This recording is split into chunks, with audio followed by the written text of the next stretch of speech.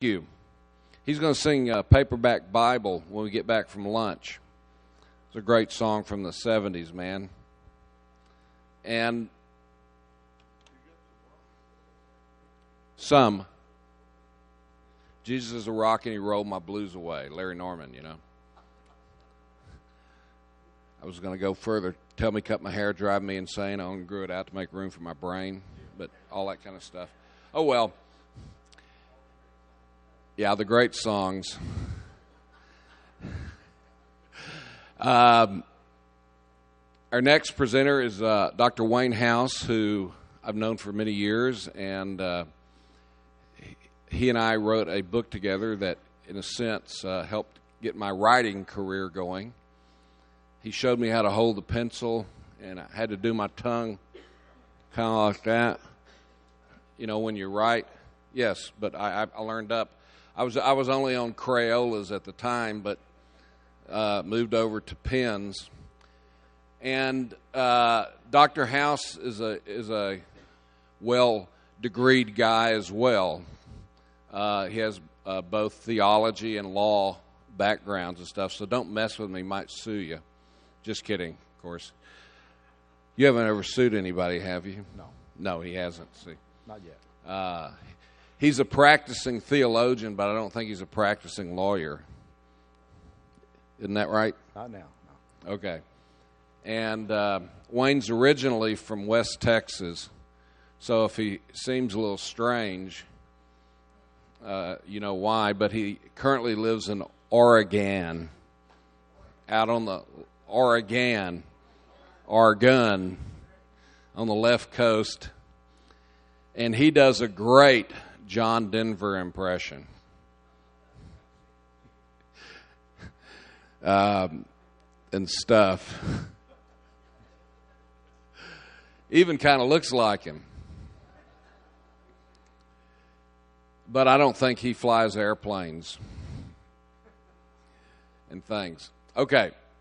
And I'm not sure he's ever had a Rocky Mountain High, but he does know the Lord.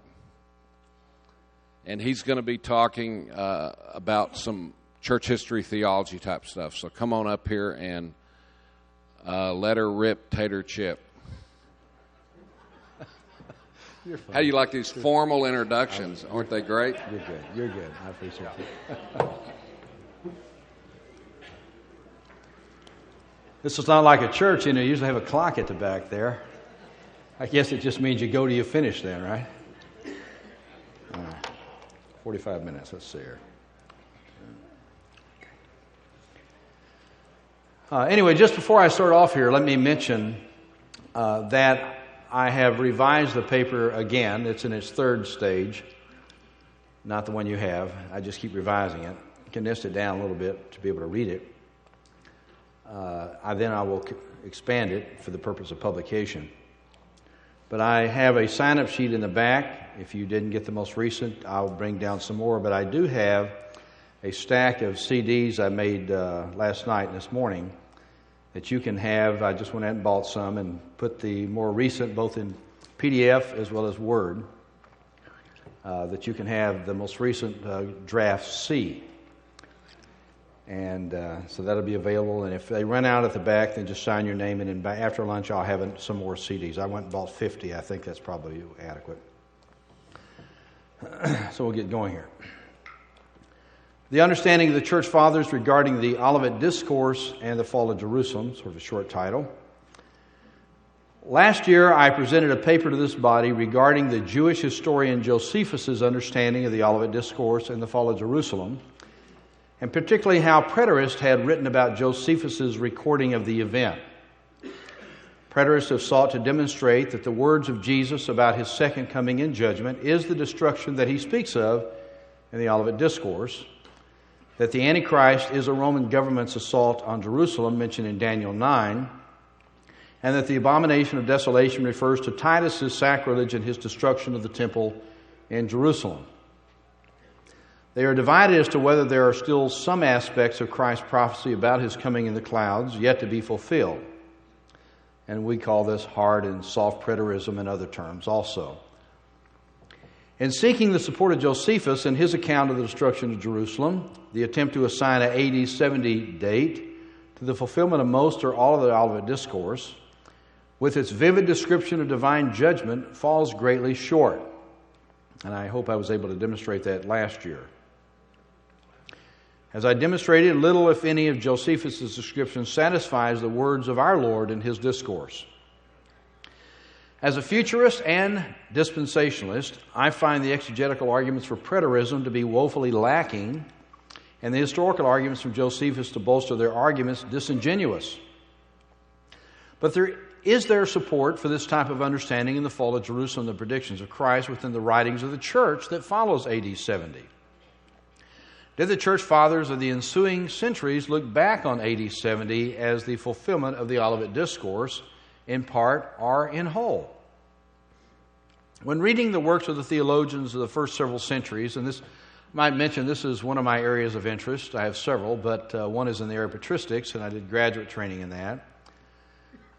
When you read the church fathers, you find a lot of different viewpoints. They're not homogeneous by any means in their perspectives. They are on some things pretty close, though. They march in step on some issues. And you'll see in this paper that they largely march in step on more of a futurist understanding. We'll get into that. The patristic period, ranging from the 1st through the 8th centuries, orthodox and heterodox. And in this paper, I'm not going to actually deal with the heterodox, but actually, I need to give an aside. I have a new book that's be coming out with on Encyclopedia of Heresies and Heretics of Early Christianity, the first 7 centuries of the church, with Hendrickson. And that'll be a big, thick thing. And you find a lot of variation. And we have to be careful what we mean by heresy and heretics. Oftentimes, a heretic might only differ in one very specific area with the entire church and in full agreement with the church in every other respect. Not like some of the television speakers we have today who are basically heretical about almost everything. I mean, you pray and look and seek for orthodoxy somewhere. But these men oftentimes just differed on one peculiar area. The church went another direction in the creeds, and I think the church rightly did so. But they tried to figure out what was going on and got it wrong. But in every other area, they were fine. Now, I'm saying this because I'm not going to deal with this in the paper anymore. There are heterodox individuals of the end of the 1st century and early 2nd century who I would agree with clearly in their eschatology, but would differ with them in their Christology, which is obviously the more damning issue. So, Cerinthus, to take an example, believed in a millennial reign that was physical on the earth, and largely was Johannine in his eschatology of the view of the second coming. But he missed it very bad in some areas of Christology and soteriology. You can't necessarily out of hand dismiss everything a person says because they're wrong in one area or another. I know there are people who said, I won't read any book unless the person thoroughly agrees with everything I believe already, which means that's why they don't read. I read people from a variety of areas, knowing that I understand truth and can sift wheat from chaff when I read. Or again, I wouldn't read many people because hardly anybody has it as correct as I do. So, we're not going to deal with heterodox now. I hope to deal with that later. None of them seem to refer to the fall of Jerusalem as a comprehensive fulfillment of the Olivet Discourse, nor did they believe that most or all of the second coming was past. Rather, they believed that the statements of Jesus in the little apocalypse were future from their day. An examination of the writings of the ante-Nicene, Nicene, and post-Nicene fathers, again the 1st through the 8th centuries of the church, reveals clearly that they looked for a future coming of Christ, canceling out any sense of a hard preterism. If any expressed a preterist perspective regarding the particulars of the Olivet Discourse, namely the coming of Christ, the Antichrist, the destruction of Jerusalem, and I could mention other things, but you just don't give the whole litany, it would surely only be a soft preterism. In spite of this caveat, however, I could only find one father who might even qualify in any respect. But even there, I think we're dealing with something different from preterism. So I think the preterist viewpoint, not only exegetically, is difficult to sustain, but historically. In considering this topic, I briefly only desire to mention an important factor about the church fathers and others of the first centuries of the church that I hope to speak out in some depth at a later time. One observes that the teachers of the Orthodox and heterodox communities of Christians tended to agree on certain matters of eschatology, though greatly differing on the other doctrines such as Jesus and the Trinity. The unity of belief among the Orthodox regarding orthodoxy is due to at least three reasons. So now we're just in the Orthodox. First, the Apostle John or his disciples had trained these early Orthodox teachers. And the apostolic tradition in this matter was mainly accepted and passed down to successive generations. That is particularly so in Asia Minor, where John lived. I hope to do a paper, my next one, if I do one here, if Tommy ever lets me get up again after this, on the whole issue of why did a divergence between premillennialism and amillennialism develop based on the difference between being taught by John in Asia over against being taught by Alexandrian school in Alexandria, recipients of Philo's teaching. That's another discussion. Consequently, they passed on the Johannine tradition of premillennialism advocated by the apostle in the book of Revelation that he understood from the Old Testament, the early teachings of Jesus, and the revelation he received from the glorified Lord on Patmos. Second, the strong Jewish perspective that John shared, mainly because of the adherence of the Old Testament prophecies of Israel's future glory and the reign of David's son Jesus, permeated their view of last things. They were not so far removed from the Jewish roots of the Old Testament. Last of all, the teachers of Asia Minor, unlike those in Alexandria, where a Neoplatonic Renaissance had arisen, tended to understand the Scriptures in less literal fashion, embracing allegorical interpretation. In setting forth the evidence, the various statements of the fathers in the patristic period have been studied. References to Olivet Discourse, their view of Daniel's prophecy in Daniel 9, their understanding of the Antichrist and the abomination of desolation mentioned by Daniel, Jesus, and the Apostle Paul, and the significance of the destruction of Jerusalem to their eschatology. Rather than presenting this information topically, since often the same quotations contain these elements all stuck together, and you'd be just always going over the same quotes again, I will present the results by various fathers of the church who serve as representatives of the thesis I seek to demonstrate by providing their words with comments by me. An aside, I had to exclude a lot of church fathers in this presentation. There's far, far more than what I could give you, but we will deal with some. The writings that set forth the thinking of the patristic period of early Christian leaders and theologians come to us from the end of the first century and through the 8th century, ending with John of Damascus, who's viewed usually as the last church father. In these ways, we may discern the unity and diversity among the various church centers of the Roman Empire and later Byzantium, as well as the major thinkers of the church. We will examine but a few, though they are representative, to get an idea of how the church viewed the matter of the Olivet Discourse and the significance of the fall of Jerusalem. First of all, we'll start off with the bad one. The Epistle of Barnabas. By the way, this was a contender for canonical scripture, which I'm glad that nobody was stupid enough to put in. But AD 80 through 120, an early writing, the author of the Epistle of Barnabas betrays a decidedly supersessionist perspective and a penchant for allegory. He gives texts that would normally be interpreted literally, and he does so at times, that's what that should say, but draws conclusions that have little to do with the text themselves.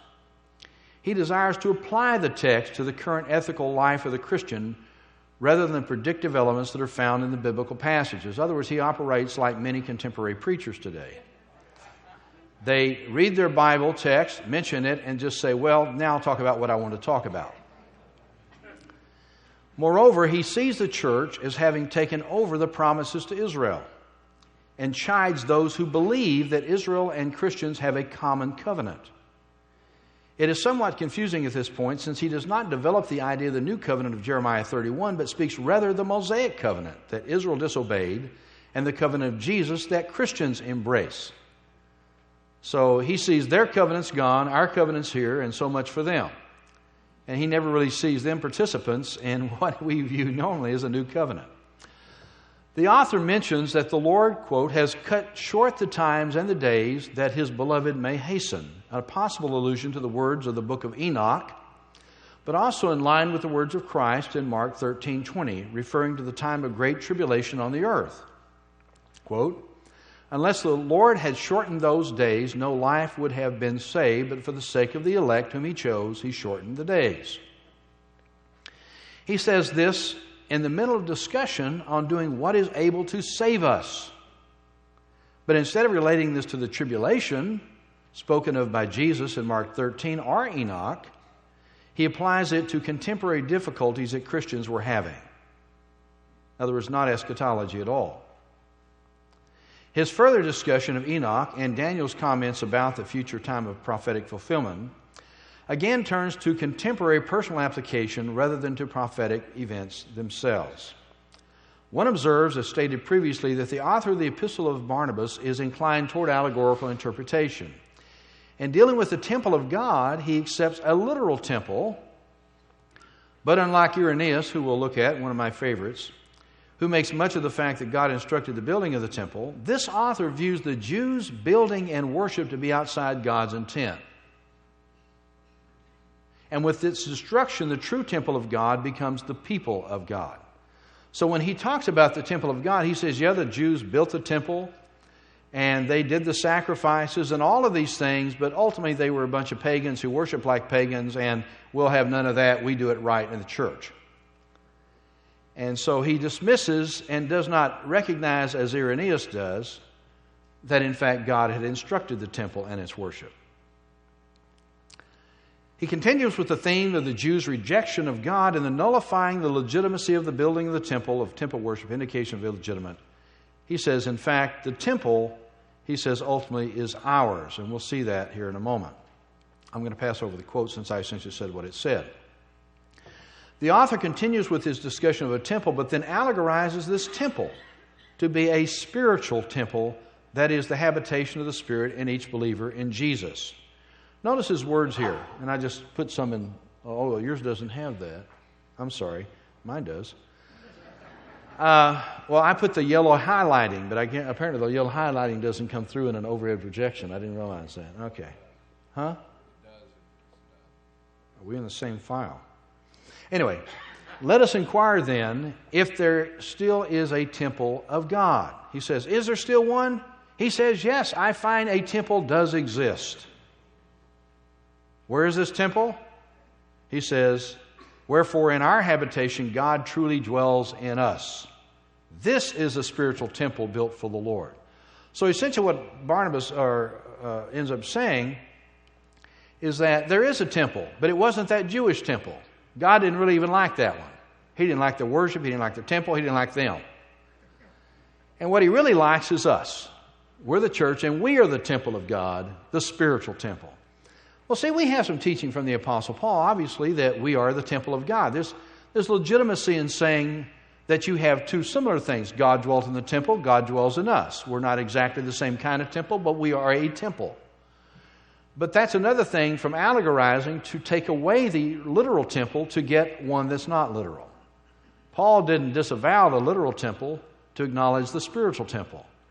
See, so he has problems in these areas. Now, Clement of Alexandria, another person who misses it somewhat, seems to be more historicist in his understanding.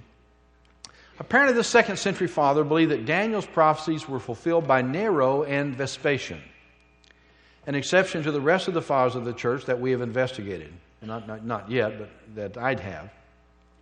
In reference to the fall of Jerusalem, Clement of Alexandria believed that the Danielic prophecies was fulfilled in the time of Nero and Vespasian, making him unique among the fathers that I could find. He calculates the time period spoken by Daniel relating to the 70 weeks of Daniel, concluding that the temple destroyed by the Babylonians in the 6th century was rebuilt by the Jews with the subsequent coming and reign of Messiah completing the 69 weeks. He goes into a lengthy discussion, as some do. Matter of fact, it's amazing how many of the fathers like to discuss the 69 weeks of Daniel. And they got wonderful calculations everywhere. Some, we're talking about page after page of calculations and stuff. He says the temple was built in 7 weeks, and he says that's found in Esdras, one of the major New Testament books, Old Testament books, you know. And then he says that half of the week, he gets to the 1 week, he says Nero held sway half the week, then you have someone else comes in for the second half of the week. He's now taking the 70th week of Daniel, which is in the future from my perspective, and has made it part of the trying to figure out how it all happened in the days of the Roman Empire in the first century. So essentially he's taking a historicist view here. He doesn't really buy into the preterist perspective per se, because he does clearly see a future second coming. He doesn't take the Olivet Discourse discussion on much of this stuff and refer it to AD 70. He really goes to the future with it. But for this area, he tries to make it so that the Roman Empire fits into the 70th week of Daniel. Clement of Alexandria's belief that Daniel's prophecy was fulfilled in the time of Nero and Vespasian is a small minority position among the major fathers that I could examine. Though he does seem to adopt a preterist perspective regarding the destruction of Jerusalem, it seems that way sometimes, he also, in Stromata, does indicate that he believes in a future second coming when he is arguing against those who spoke against marriage. In an untranslated Latin portion of Clement and Donaldson's Ante-Nicene Fathers, Book 3, I don't know why it has a whole chapter there, I had to go read it in Latin. He says that the coming of the Lord will be a time both humans going about and doing their daily business, a time of great distress, quoting from the Olivet Discourse. And you guys can read the Latin along there with me, and I'll do the translation. However, the Lord himself says, and again, as it was in the days of Noah, when they were marrying and giving in marriage, building and planting. And as it was in the days of Lot, so it will be with the coming of the Son of Man. And since this is not being said regarding the Gentiles, and I thought, what is that stupid word? All I can figure is that's how he says Gentiles, or somebody has a misprint. It shows that he says that when the Son of Man comes, will he find faith in the earth, and again, woe to the pregnant and those who give milk in those days. So in fact, what we find of Clement is that when he discusses certain of the phrases in terms of thought that Jesus gives in the Olivet Discourse, he doesn't really refer it to the period of the time of the destruction of Jerusalem, but actually sees things as happening in the future. So it seems that he is really not quite sure where he is eschatologically, like some others I know. Now, Tertullian. I like Tertullian. Had a lot of problems with... he's a lawyer, by the way. And Tertullian came to Christ, and he has a very rigorous mind. Unfortunately, he became too rigorous in some other areas and became a heretic. But in most of this period of time, before he got involved with the Montanists and some of their legalistic ideas, Tertullian was a very important church figure, and he's the one who gave us the term Trinitas, from which we get the word Trinity, 3 in 1. Tertullian in the late 2nd century indicates that he is a futurist, but sees the falling away of 2 Thessalonians 2 as referring to events in his day in the Roman Empire, after which the Antichrist would be revealed. Now, I say this because in most instances, and see, their theology has... what I'm finding out is the theology this time is not well crystallized. I mean, people are still trying to figure out where they are. They haven't developed systems as we've developed them today. And so, in some respects, he seems like a historicist. In other, he doesn't seem like a preterist, but he seems like a historicist. But he clearly has a very strong view of many of the things in the Olivet Discourse that a futurist would argue. And of course, he hasn't got a lot of church history behind him to find all the things that historicists did later. All the popes and some of these other things. He indicates, but sees the falling away as referring to events in his day in the Roman Empire, after which the Antichrist would be revealed. This important father of the Western Church argues from 2 Thessalonians 2 that Christ's coming occurs only after the demise of 10 kingdoms, the falling away in Tertullian's view, to be replaced by the rise of the Antichrist. So he's looking in the future. Now, you've got to realize, when is he writing? He's writing in the late 2nd century, and he's looking to the future for the revelation of the Antichrist. Okay? He says, "For the mystery of iniquity does already work. Only he who now hinders it must hinder until he be taken out of the way. What obstacle is there," he says, "but the Roman state, the falling away of which by being scattered into 10 kingdoms shall introduce Antichrist upon its own ruins." So he sees Antichrist as future. By the way, he looks at the Roman Empire as obviously decadent and bloodthirsty and other such things, and he sees he doesn't see America here or Europe. He sees the Roman Empire as that thing that's in the way of God's work. And so he says it must be this Roman Empire that shall introduce the Antichrist. The father of Latin Christianity, then, Tertullian, in his answer to the Jews, does an intricate analysis of Daniel 9 to demonstrate to the Jews that Jesus was indeed the Messiah prophesied, and the one mentioned in Daniel 9 as the prince who would be cut off as a sacrifice. Tertullian finds the completion of the 70th week of Daniel within the earthly life and death of Jesus, which is interesting. But he does not connect the future Antichrist to the second coming to it. So it's an interesting way they write. Tertullian, in his well-known work on the resurrection of the flesh, writes about the resurrection, referencing the words of Jesus in Matthew 24 and Luke 21. Tertullian tells his opponents that the resurrection of which he speaks is a Christian hope that may not be attained until the coming of Christ, the judgment of God, and the final disposition of the world. He says, notice, "Now, for as much as the seasons of our eternal hope have been fixed in the Holy Scripture, and since we are not permitted to place the accomplishment thereof, as I apprehend, previous to Christ's coming, our prayers are directed toward the end of the world, of this world." So he's looking for a future world. He says, and I can't really know when things are going to take place and how they're going to take place exactly, but he says there's a day coming of judgment, the great day of God, His wrath, the tribulation. There's going to be signs and wonders and conflicts of nations. And he says, we don't know when all this is going to take place, but we're looking forward to it, because he sees that at the time of the day of Christ. Note that Tertullian spells out the order of the events that lead to the destruction of the world, relating to the questions of the disciples regarding the destruction of the temple. He says of Jesus' response to his disciples that he was referring to the order of Jewish events. He used the terminology. He likes that word. The Jewish events that would occur until the destruction of Jerusalem, but then the Gentiles would tread down Jerusalem until the Gentile period should end. He interpreted this to mean that God would gather both Jews and He interprets this to mean, you have to read this lengthy passage on this, that God would gather both Gentiles and the Jewish remnant when He came. At this time, Jesus will bring an end to the world system, punish the enemies of God. He then continues his discussion by emphasizing that this event has not occurred yet, since Christians were still suffering under the Romans. He says that Christians need to pray to be redeemed by the Lord from the trials that were coming on them. And he believes then that what's going to happen, he says right now we're still under all this persecution, so obviously God has not yet brought His feet down on the Gentiles.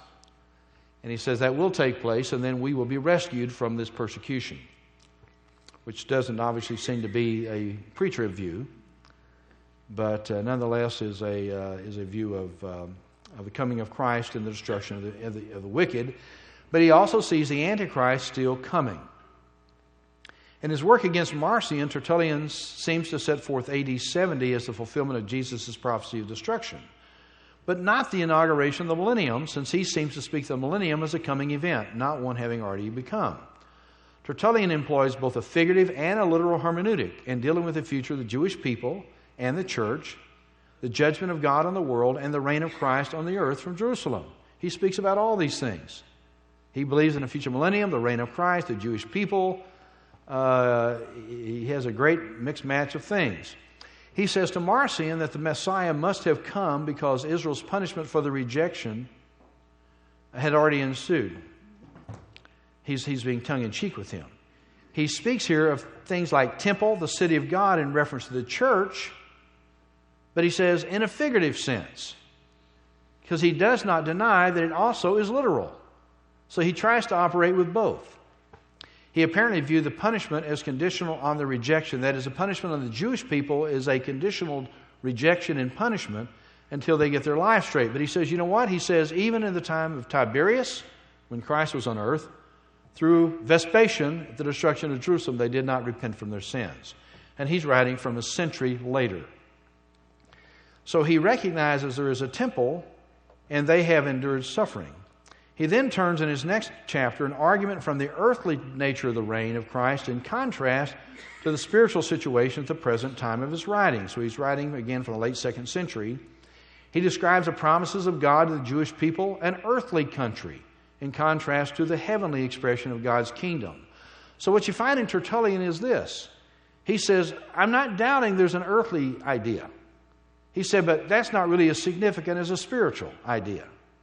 He said they're both around, but he says, I want to emphasize the spiritual country that's to come, even though he acknowledges to Marcion that there was an earthly.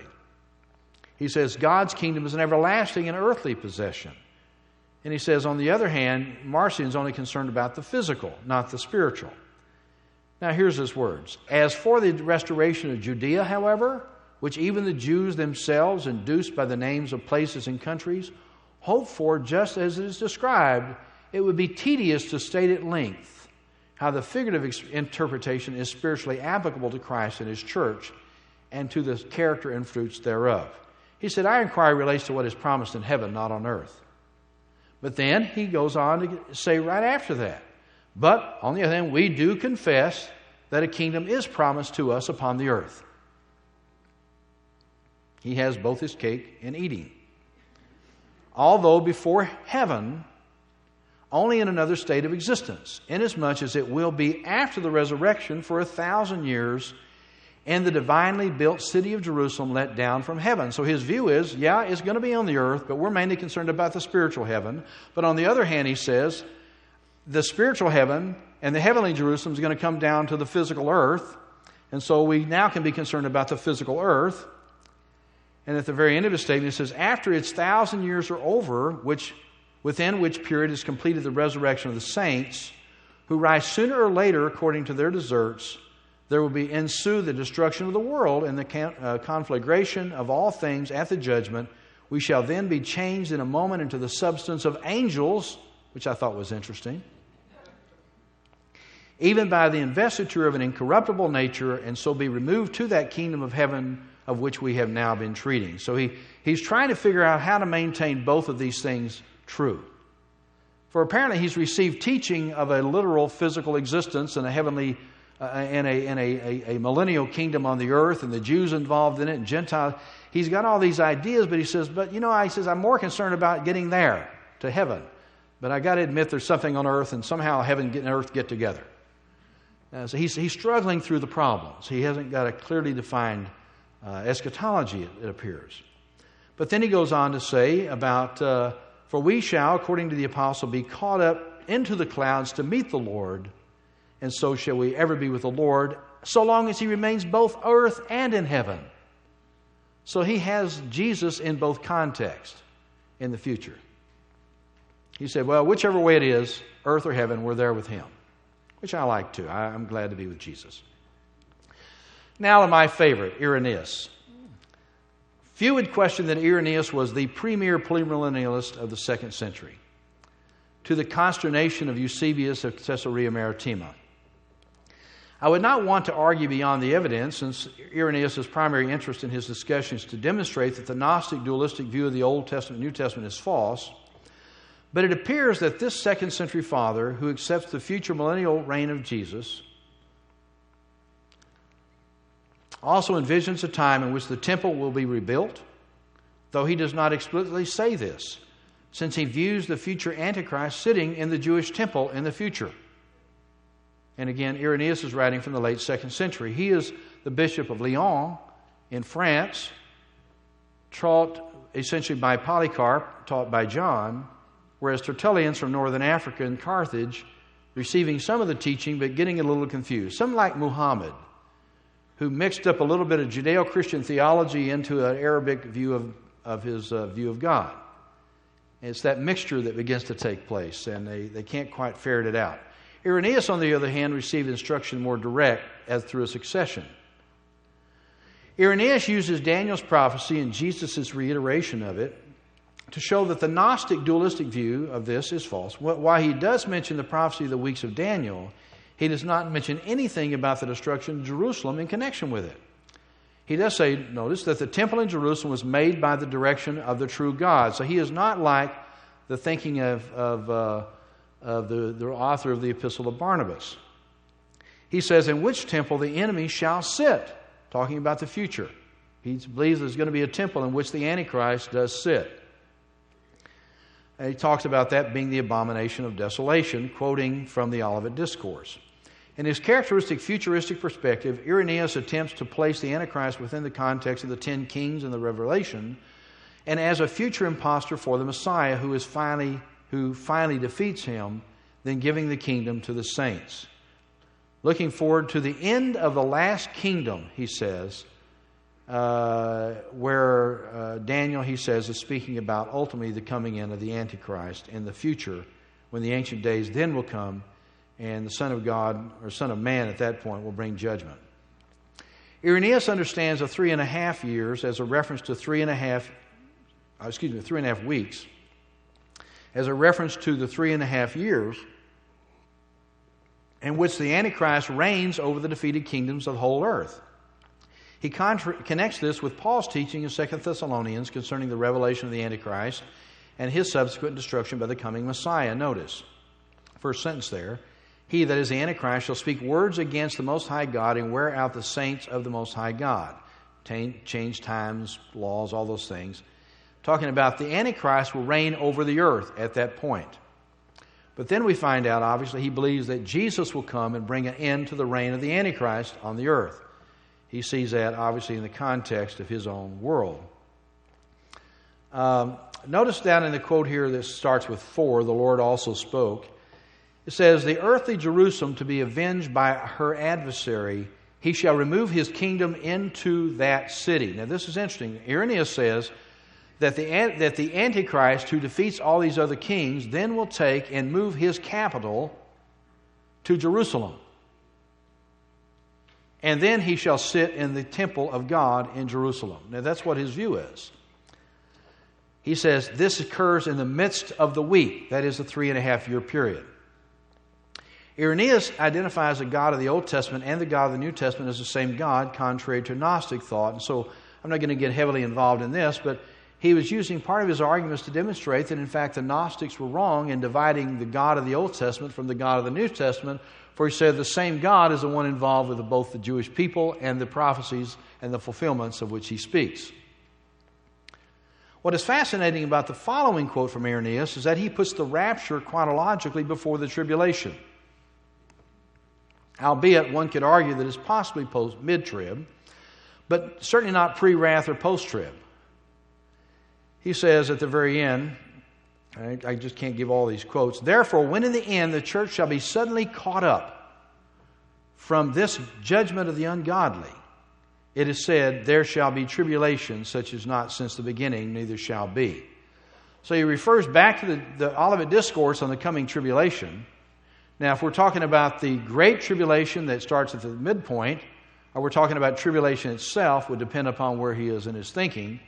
But he clearly believes, hey, we're not going to be involved in that, so we're going to be suddenly snatched up and taken away from that, and then the Antichrist will be revealed and such. So I was reading, it maybe he's mid-trib, but he clearly is not the other. He says, for this is the last contest of the righteous, which he's talking about now. When they overcome, they are crowned with incorruption. And speaking of the difficulty of knowing the name of the beast by the number 666, interestingly enough, listen to this. This is a guy writing in the 2nd century. It always amazes me to go back and hear these guys. He cautions rash decisions by interpreters. He speaks in the late 2nd century of the future Antichrist.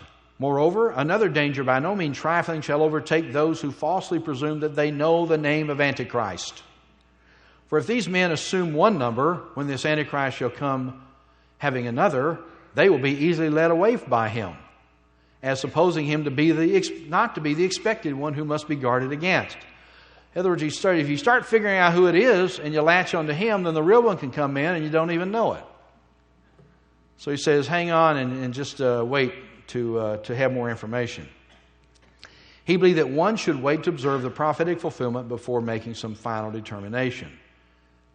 The greatness of the coming of the Lord, that we know as the second coming, is spoken by Irenaeus in these words.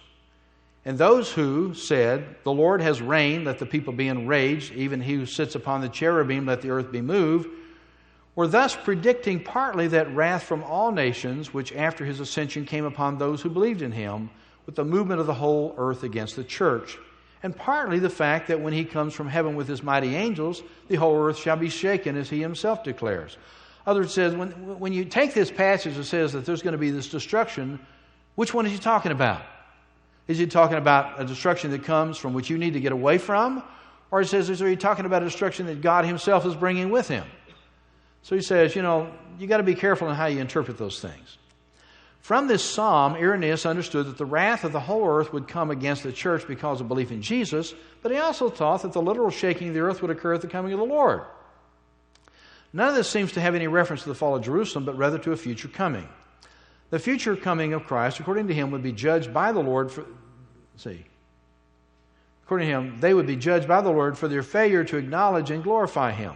Consequently, he will bring tribulation upon the earth. What is interesting, though, is that Irenaeus places this coming of Christ for the church before a period of tribulation. I already dealt with that, and I think I'll move on from there. The Bishop of Lyon has much to say in his writing against the Antichrist. There's a lot of it. This is to be expected because he was embroiled in considerable struggle with various heretics that fought against the Orthodox faith. Certainly the Antichrists, plural, of which John mentioned.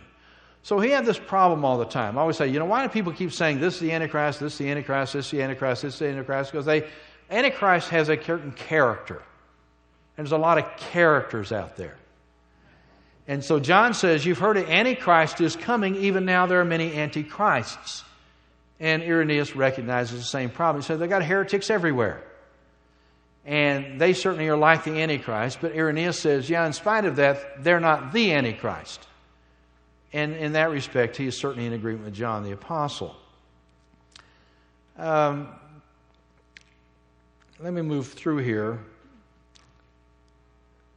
Let me go down to the statement that starts, in a wonderful passage from his Adversus Heresis, Irenaeus criticizes allegorization of the prophets about a future coming of Christ, the resurrection of the dead, and a millennial reign on the earth. He shines in this area as someone who embraces the teachings of the Apostle John and those who knew him. Allegorists could read Irenaeus. If, however, any shall endeavor to allegorize prophecies of this kind, they shall not be found consistent with themselves in all points, and shall be confuted by the teaching of the very expressions in questions. And then he gives examples of that. He said, these, in other words, were unquestionably spoken in reference to the resurrection of the just, which takes place after the coming of Antichrist and the destruction of all nations under his rule, the times of which resurrection the righteous shall reign in the earth. See, he's a millennialist here. Waxing stronger by the side of the Lord, and through him they shall become accustomed to partake in the glory of God the Father, and shall enjoy in the kingdom intercourse and communion with the holy angels, and union with spiritual beings, and with respect to those whom the Lord shall find in the flesh, awaiting him from heaven, and who have suffered tribulation, as well as escaped the hands of the wicked one. So, Irenaeus does hold to a strong view of resurrection in the future from the time that we escape from the Antichrist. Now, the question is, has he developed a mid-trib view here? Now, all these things being such as they are cannot be understood in reference to super-celestial matters. In other words, what we call spiritualization. For God, it is said, will show to the whole earth that is under heaven thy glory. But in the times of the kingdom, the earth has been called again by Christ to its pristine condition, and Jerusalem rebuilt after the pattern of the Jerusalem above.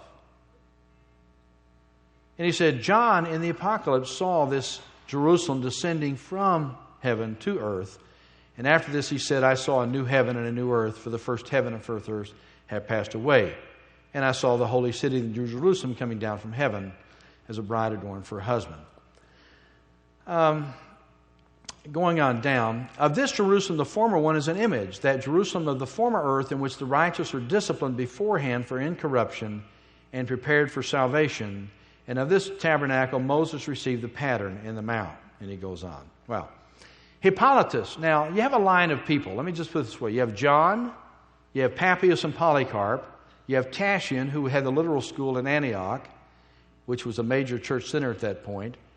You have Irenaeus, and then you have then you have Hippolytus, who follows them. All these were premillennialists, all taught through John one way or the other.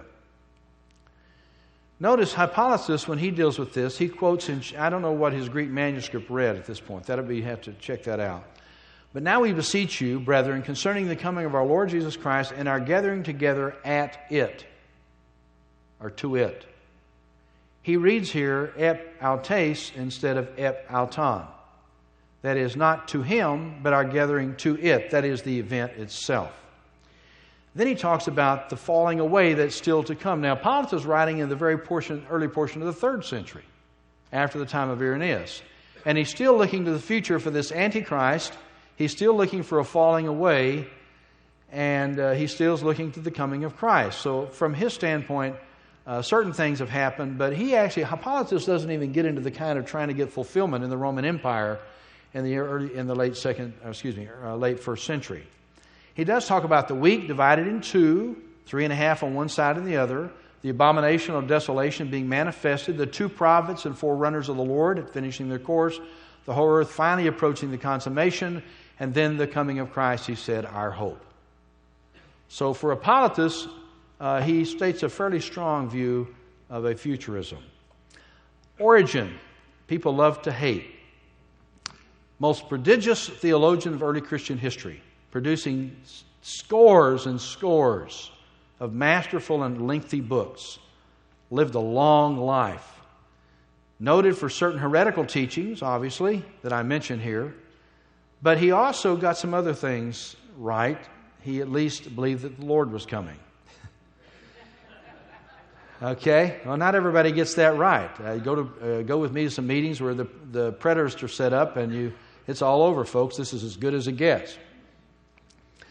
So he says, I want to write you about what Paul said. He said, we have a gathering together with Christ. He says, so don't be shaken and realize that the future of these things is still to come. This is Origen. Late 2nd century, early 3rd. To explain each particular here, he says, though, does not belong to our present purpose. Now, if you know Origen's approach, he had multiple layers to interpretation. He did not deny there was a literal interpretation of Scripture. He was, matter of fact, sometimes very, very good as a commentator. But he couldn't forget his Neoplatonic thought. And he said, yeah, it's literal, we'll accept that, but man, there's something other than there that's really meaningful. And I hear that today. Well, I know that's what the Scripture teaches about, but, what's the significance? What's the real thing in it? How does it apply to how I live my life? And I'm sorry. You'll just have to live through it, then you will live your life through it, which is not a good idea in most respects. To explain each particular, he says, does not belong to our present purpose. The prophecy also regarding Antichrist is stated in the book of Daniel and is fitted to make an intelligent and candid reader admire the words as truly divine and prophetic. For in them are mentioned the things relating to the coming kingdom. See? Beginning with the times of Daniel and continuing to the destruction of the world. And then he goes on to state, Paul, what is stated by Paul in the words quoted from him, he that sitteth in the temple of God, showing himself that he is God, is in Daniel referred to the following fashion. Then Origen goes on to acknowledge that these things are not yet happened. We still haven't seen the falling away, we haven't seen the Antichrist arise, and we haven't seen the Lord come. So all of these guys still look to the future for these things to occur. Athanasius. Not much to say about Athanasius here. Brilliant thinker, did much good for the church and the cause of Christ, was not much of an eschatologist. But nonetheless, he did say that there is Antichrist coming, but there's all sorts of Antichrists I'm having to fight right now, including the emperor. And so he beat Luther to the punch. And he says Constantius was, in fact, an Antichrist. Not Constantine now. That's a different guy. Constantius is after Constantine. He said the guy's an Antichrist because he's holding an Arian viewpoint. He's giving compromise to the faith at this point. So he's got his own heresy that he's concerned about. But he still does seem to accept a future view. I like Cyril of Jerusalem. You still had a lot of individuals who had connection to Jerusalem that got a lot of their thinking right. Cyril in the same way. He said the church is full of mass heretics. He says, matter of fact, right now we have the falling away. You've had all these people said the falling away is coming, the falling away is coming, the falling away is coming. And now you get a guy that says, matter of fact, I see it happening. Who are these? All these heretics around me. They are the ones falling away from the faith. And because of that, he says, I can know that the Antichrist is soon to be here. Because these guys are the ones fulfilling prophecy right in my presence. It's happening. And so the Antichrist mentioned by Paul will come when the destined... Notice here, he's looking to the future. The Antichrist just mentioned by Paul will come when the destined period of the Roman Empire has run its course and the subsequent end of the world is drawing near. It says at first he will do this and he will do that. He'll be nice and he'll be getting along with everybody. And then he will become the substitute for Messiah. But he says after 3.5 years, he'll be defeated by Jesus when he comes. Cyril looks around him and says, well, now let's see. Am I in the last days, Cyril says? Is the end of the world almost upon us? Anybody know that terminology? It's all, the end of the world is coming. It's the last days. We see things happening. Jesus is almost here. That's what Cyril of Jerusalem thought. He said, I see falling away. Look at all these heretics. And matter of fact, not only that, I expect Antichrist any day because the Roman Empire, it's really in trouble. And he says, you know what? He says, we have some signs of the time. And he goes through pages of explaining the signs of the times. He goes to the Olivet Discourse and looks at question or issue by issue by issue and says, look, around me, I see it all happening. He says the gospel has almost reached the entire earth. Because the Bible says that what? He says, we've got to have the gospel of the kingdom preached into the whole earth, and then the end shall come. He says, my goodness, it's almost done. Jesus is almost here. He says, and what comes to pass after this? He says, my goodness, the abomination of desolation will take place right here in Jerusalem. And he said, that's about to take place. And he says, that's going to come through the Roman government that's in charge at the time. And he says, when I look around me, he says, there are lots of other things I see. And he talks about the fact that the Lord will roll up the heavens and there'll be destruction. There is page after page after page. He goes through each of the signs that Jesus mentions in the Olivet Discourse and says, having looked at all these signs, the end is already here. We're almost there. Now, I must say that what Cyril did not have the advantage of, folks, is the coming back of the Jews to the land. And so he looked at a lot of things that could apply. Wars, he says, man, there are wars and rumors of wars all over the world right now. Another sign. And the gospel is being preached. Another sign. He goes through all these things. I must say what Cyril did not have, he did not have a look at, I think, the coming back and the restoration of Israel. Basil the Great, just in a word with him, he again saw a falling away. He saw, we're talking about the late 4th century now. I've gone through the late 1st through the 4th. And he is a person who says, I'm looking for the falling away to take place. And then Jerome, that we're all familiar with, even Jerome says, and Jerome was living in Jerusalem, Jerome says there is a future desolation, abomination of desolation that's coming in Jerusalem. Notice his statement here. This is interesting. Jerome is writing this from the early 5th century. He says, this man of iniquity can be interpreted either simply as the Antichrist or as the image of Caesar, which Pilate puts in the temple, or as a statue of Hadrian, which still stands in the Holy of Holies. Not the temple, but what they consider to be the Holy of Holies on the Temple Mount. Because the Old Testament normally calls the abomination of an idol. The word desolation added here indicates the idol will be placed there, resulting in the temple's abandonment and destruction. Last two people, John Chrysostom, the great preacher, We found that Chrysostom, also writing from the 5th century, late 4th century, looks to a falling away, also looks to the fact of the Antichrist in the future. And even Augustine, believe it or not, when he speaks of the future Antichrist, he also speaks of the future falling away, and even talks about, he says, I don't know what to do with this temple thing. There's no temple. Now, what do I do with it? He said, well, there's still apparently some kind of temple. Either it's referring to a temple or it's referring to us, one or the other. He talks about that in the City of God. And last of all, John of Damascus, of all the whole thing, he says Antichrist is still bound to come in the future. And then he actually quotes many words from Jesus in the Olivet Discourse. And he says that he knows that the gospel must be preached in all the nations first. Now my conclusion in one paragraph. An examination of the patristic literature from the late 1st century of the Christian era through the 8th century reveals that this sampling of the words of the Fathers demonstrate that what is known as preterism, which held virtually no sway in the eschatological perspectives taught by the Church Fathers. Though not all were premillennialists, and not even futurists in a contemporary sense, they seem to have historicist ideas. Nonetheless, the overwhelming consensus was that the second coming of Christ was future from each of the writers' time frame, and that it included the revelation of the Antichrist before the coming of Christ, an apostasy, a tribulation, and for some a millennial kingdom following the coming. Though the perspectives on the place of the Jews and the future kingdom of God, the millennial reign of David's son, and other important doctrines are not consistent among the Fathers, largely, I believe, dependent upon the influence of the apostles in Asia and Neoplatonic thought in Egypt. Nevertheless, the church looked for a future coming of Christ in judgment on a sinful, rejecting world and a blessed hope of the coming of Christ for His church. I went over.